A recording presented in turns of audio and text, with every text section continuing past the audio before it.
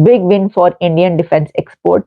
Massive $225 million ammunition deal हुई है Saudi Arabia और इंडिया के बीच। क्या ये पाकिस्तान के लिए इज्जत का मकाम है? एक तरफ तो बांग्लादेश के फॉरेन मिनिस्टर आए हुए हैं, दूसरी तरफ अजीत डोवल साहब NSA national security adviser of India जो हैं वो ढाका चले गए हैं। तो अब इंडिया अम्यूनिशन भी जो सऊदी अरेबिया है उसको एक्सपोर्ट कर रहा है, उसको बेच रहा है। भगवान मुसलमानों को ना पूरी से पूरी बीमारी दे, बीमारी, कीड़े पड़े इनको, इनको ना तड़पती हुई मौत दे ए भगवान।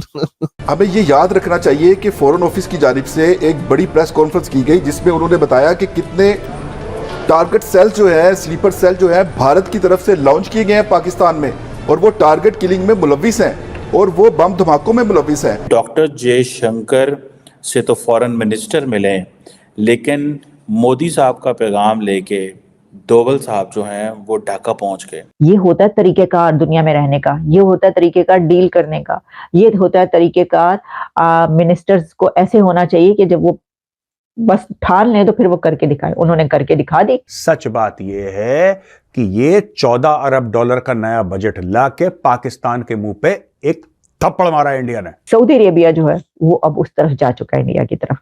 वहां से असलहा भी खरीदेगा, वो वहां से उसको जो दिल करेगा। असली मजा तब आएगा जब वहां के जो लोग हैं, आवाम हैं, वो पाकिस्तानी फौज के कपड़े फाड़ेंगे जैसे पाकिस्तानी पंजाब में आजकल फट रहे हैं। नमस्कार दोस्तों, हमारे चैनल में आपका स्वागत है। आज के इस वीडियो में दोस्तों बात हो रही है सऊदी से जुड़ी एक खबर के बारे में, जिसकी वजह से पाकिस्तान मीडिया को बहुत ही ज़्यादा तकलीफ पहुंच रही है। दरअसल खबर कुछ ऐसी है कि सऊदी ने हाल ही में भारत को $225 मिलियन का बारूद खरीदने के लिए एक ऑर्डर दिया है। अब दोस्तों इतना बड़ा ऑर्डर सुनकर पाकिस्तानियों को बहुत ही ज़्यादा मिर्ची लग रही है, क्योंकि जिस तरह से सऊदी भारत से लगातार हथियार और बारूद खरीद रहा है, उसका एक ही मतलब हो रहा है कि सऊदी और भारत सिर्फ अब अच्छे दोस्त नहीं हैं, बल्कि अब स्ट्रेटेजिक पार्टनर बन चुके हैं। अगर दोस्तों ऐसा हो गया है तो ये पाकिस्तान के लिए बहुत ही बुरी खबर है, क्योंकि पाकिस्तान को आज भी जिंदा रहने के लिए सऊदी की भीख की बहुत ज़रूरत पड़ती है। और अगर सऊदी और भारत बहुत करीबी देश बन जाते हैं तो पाकिस्तान के लिए बहुत ही मुश्किल दिन आने वाले हैं। इसी खबर को लेकर और भी क्या चर्चा हो रही है पाकिस्तान मीडिया में, उसको जानने के लिए शुरू करते हैं इस वीडियो का अगला भाग। इंडिया और सऊदी अरेबिया के बीच एक बहुत जबरदस्त किस्म की डील हुई है। डील क्या हुई है? इंडिया की विन विन सिचुएशन है इस वक्त, क्योंकि इंडियन डिफेंस एक्सपोर्ट जो है उसके लिए ये बिग विन कहा जा रहा है। Big win for Indian defence export.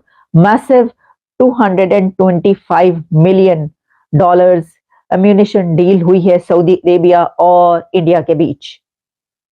तो अब इंडिया अम्यूनिशन भी जो सऊदी अरेबिया है उसको एक्सपोर्ट कर रहा है, उसको बेच रहा है, सेल कर रहा है। और सऊदी अरेबिया अब एक खरीदार बन चुका है इंडिया का, जिसमें वो उससे बहुत बड़ी अमाउंट्स देकर वो खरीदेगा।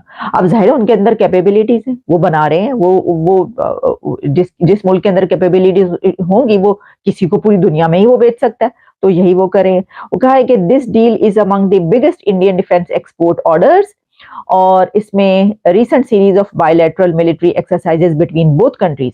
आपको याद होगा मैंने 1 दिन या 2 दिन पहले प्रोग्राम किया था जिसमें मैंने आपको बताया था कि भाई जो वहां पे एक्सरसाइजेस हो रही हैं और एक ऐसे एरिया में हो रही हैं जो कुछ ही किलोमीटर के फासले पे है पाकिस्तान के बॉर्डर से, वहां पर इंडिया और सऊदी अरेबिया की जो मिलिट्री एक्सरसाइजेज इकट्ठे हो रही है। तो मैंने कहा कि भाई ये जो मिलिट्री टू मिलिट्री ताल्लुकात होते थे ये तो कभी पाकिस्तान और इंडिया के हुआ करते थे, एक ही हो रहा है कि पाकिस्तान को छोड़ के वो पतली गली से इंडिया की तरफ निकल गए। वो कह रहे हैं बस बहुत हो गया। अब देखें जैसा कि राहील शरीफ तो उनकी फौज को पता नहीं ऐसा कहते थे कि उनकी फौज को ही कमान करें, हट करें। भाई किसी मुल्क की फौज को तो आप किसी मुल्क और किसी और मुल्क का वो आर्मी चीफ नहीं हेड कर सकता, लेकिन बहरहाल वो एक बहुत बड़ी पोस्ट पर वहां पर, और उनकी फौज को ट्रेनिंग देने के हवाले से तो पाकिस्तान की बहुत ज्यादा सर्विसेज, बहुत लेकिन वो बहुत जो है वो अब बहुत कम हो चुकी हैं। इसकी वजह ये उसके बीच में कौन आ चुके हैं? रकीब रूसिया यानी कि रकीब वो है, कौन है आप समझ सकते हैं, पाकिस्तान का रकीब इंडिया। इंडिया ने कहा भाई फाइन ताड़िया सीधी दे दे, वो ये है। तो हमारे पास तो इतनी कैपेबिलिटीज है, make in India, made in India, कौन कौन सा वो क्या क्या नहीं बना रहे। अच्छा, इसमें जो है फिर इसमें ये किया गया है कि बाकायदा ट्वीट्स हुई हैं। MIL signed a contract worth $225 million USD for supply of artillery ammunition to Kingdom of Saudi Arabia through its partner Nadra Company.